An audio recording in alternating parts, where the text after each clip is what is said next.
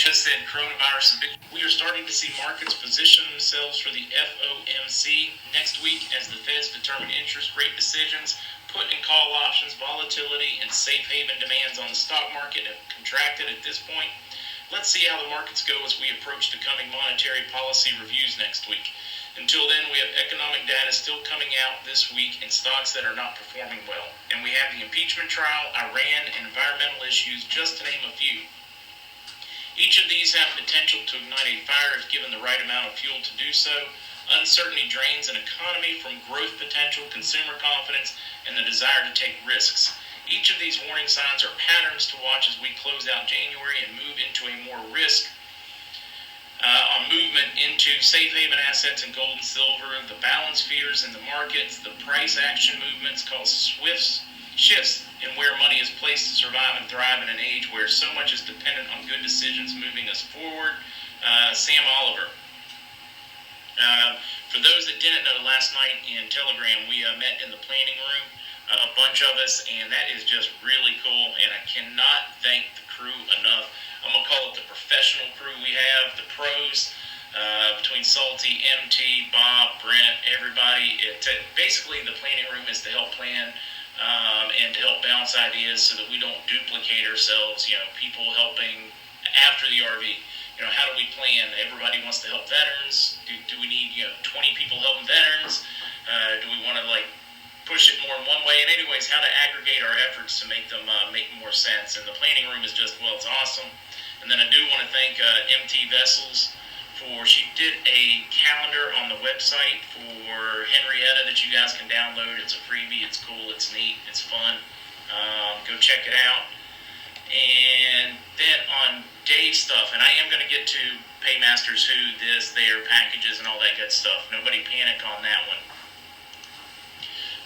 Iranian President Trump said in the head injury, this one is a big one, and I haven't gotten to the bottom of it, but the not as serious as possible, the service members with head injuries and death. I don't know what's going on in that one. You never know what to read out of the news because it is so extremely pushed to be biased. I never know what to expect out of it anymore. Iran's still doing their best to whip up support in Iraq to force the U.S. out. They can't get enough. But he did a number of cool things in the news. Iranian nationals will no longer be eligible for E1 and E2 trade and investment visas. The U.S. Citizenship and Immigration Service Agency announced on Wednesday. So fighting back in our own way. What? Oh, an Iranian chess referee says she is frightened to return home after she was criticized online for not wearing the appropriate headscarf during an international tournament. The news comes days after Iran's sole female Olympic medalist, Camilla Alizadeh, announced that she had permanently left her country for Europe. Can you blame them, guys? I cannot imagine a world in which it is okay to subjugate women that way, to stone and hang gays, to behead Christians, and this is okay? My God, what is wrong with the world where this is okay? That's as okay as it was for Hitler to kill somebody because they're Jewish. There is no level in any way in which that is okay. Not in a free-thinking society where it's just not okay. We all have undeniable our rights. They are granted to us by our Creator, whether you believe that is science, Buddha, Allah, whoever. It's not okay to treat people like that. All right, tirades. Let's get to the news. Mr. C texted a little bit this morning, but of course he's not gone anywhere yet. He's joining us tomorrow. Bob's joining us today. I'm excited about that because we get to talk history and Constitution and things like that. Paymasters and centers, redemption centers. My crew, at least, part of the crew is staying in place. Part of them are servicing accounts because they also work within wealth management. It's still on a 1-hour standby.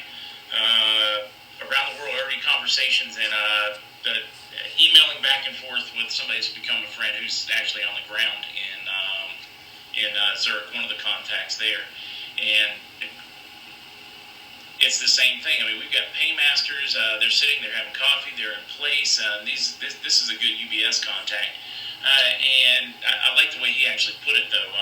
Just waiting for the green light. I have never, and I had this conversation earlier with some other folks. I've never seen everybody in place like this, from signatories for the elders to folks that are running the QFS system from North America to representatives for some of the other wealthy families from Nasir to Sarah. I've never seen this many people in place and excited at one time in the entire history of this thing. Contacts in Hong Kong, Zurich, they are all in place. They're ready. Reno's gone very quiet, so whoever's doing a job keeping them quiet, you're doing an excellent job. It's kind of a pain in the butt. Even my contacts within the package deliveries, they are positioned, ready. Banking changes made, waiting for a green light. What is that green light? I don't know. Jeff, one of our mods actually proposed something this morning, just a little while ago, when we were talking. Are we just waiting out the couple of days for the impeachment thing to play out so that they can start arrests, so that they can use that as fuel? I don't know. All I know is we are geared up and everybody's in place, and I know that's frustrating, but at the same time, it should be comforting. None of us are going to get this thing to the minute as to when it's going to happen. We can only look for the signs and come awfully, awfully close, and I am very excited with where we're at right now. Very excited about where we're at right now. And that's really our news.